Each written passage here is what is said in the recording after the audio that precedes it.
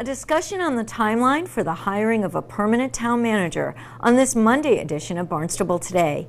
It's March 19th, 2012. I'm Melissa Chartrand.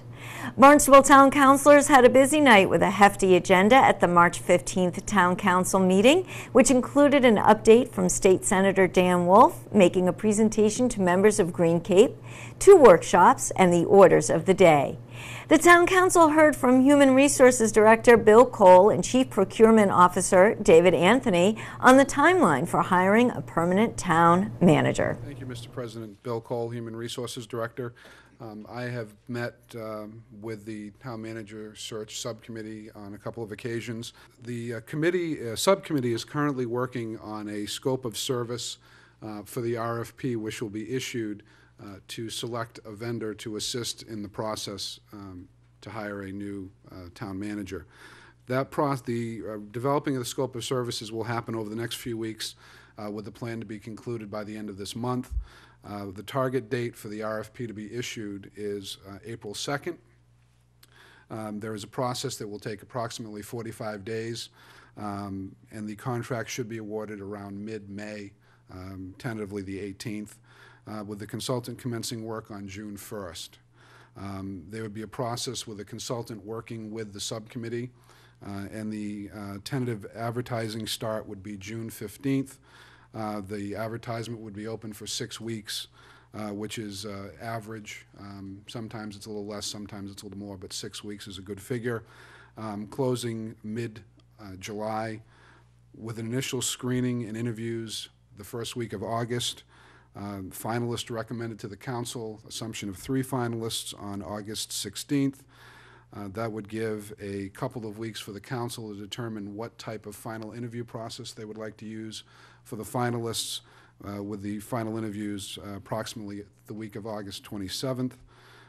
Candidates selected first week of September, 2-week period to negotiate a contract with the selected candidate, and a professional 60-day notice would have the person starting probably end of October, beginning of November. Again, I want to stress that this is a draft timeline.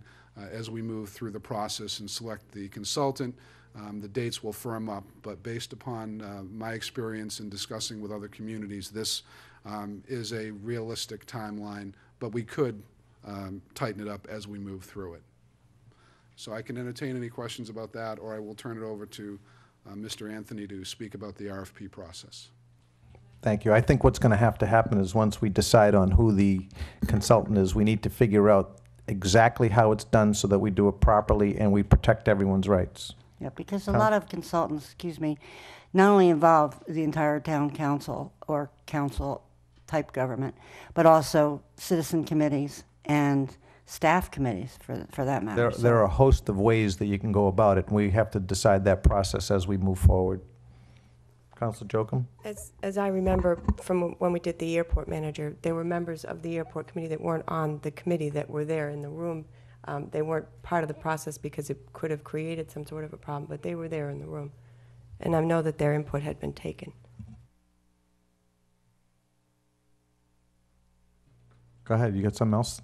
Well, then, I don't know. Then I don't see the difference in putting everybody on the committee and having everybody involved in that scenario. I don't think that you can say that you can't be involved. I'm not sure everybody wants to come to every one of the meetings, but right. Yeah, it's possible. Right.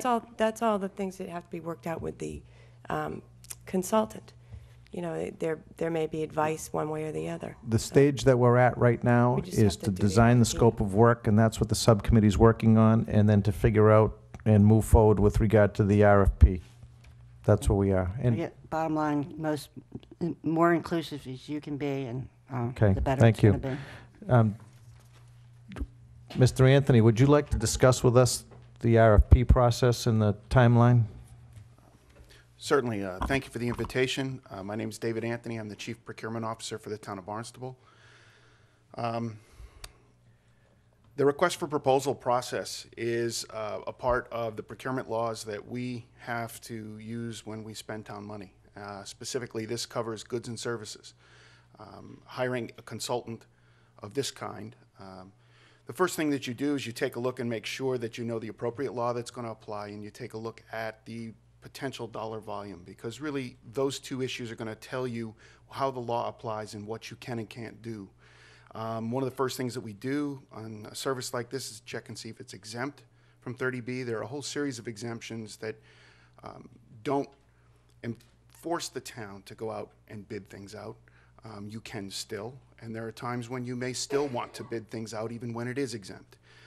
In this case, we determined that these kinds of services, and we've seen this in other towns and communities, is not an exempt service. So we then take a look at the plateaus that are in Chapter 30B to determine what our options are.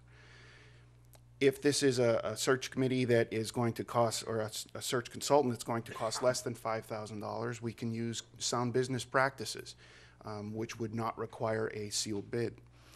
The next plateau are services between $5,000 and $25,000, at which case we could do a quote process where we need to seek 3 quotes from legitimate vendors. Once you get over $25,000, you have to go to some sort of a sealed bid process. And there really are 2 versions. One is a sealed bid that you would use very much for buying a truck. You know what kind of truck you want. There are 17 vendors who could potentially bid on it. You open up the envelope, the low bidder wins. Or you move to the process that we're recommending, which is a request for proposal. It's a little bit of a complicated proposal, but it really gives a council the most options in selecting a vendor that's going to be the best fit for the services that you're looking for. You essentially divide it into 2 pieces, the price and the technical portion. And the good thing about the RFP process is that you handle the technical portion first without any knowledge of what the price is going to be. And you rank the vendors that come in based on the qualifications that you're looking for. Experience specific in trying to find a town manager in another city or town. You might want someone who's been in business for 5 years, 10 years, 15 years. You might want someone who's familiar with the Cape. You might want someone who has been able to demonstrate in references that they're highly sought after. There are a number of different ways that you can go, but you build that in your scope of work, and you build that in your qualifications that you're looking for, and you develop a ranking based only on those qualifications. So once you've got 1 through 10 that are ranked, you then open up the price proposal to see what the highest ranked proposer is going to cost. In some cases, you might find that your highest ranked proposer costs 3 times what your second ranked proposer is. And this is where the evaluation committee has the ability to be able to say, for almost as technically qualified as the first proposer, we can make a good financial commitment and get a good balance of quality and price. In doing so, it does give great flexibility to the town council to be able to take advantage of unique offerings that someone might have.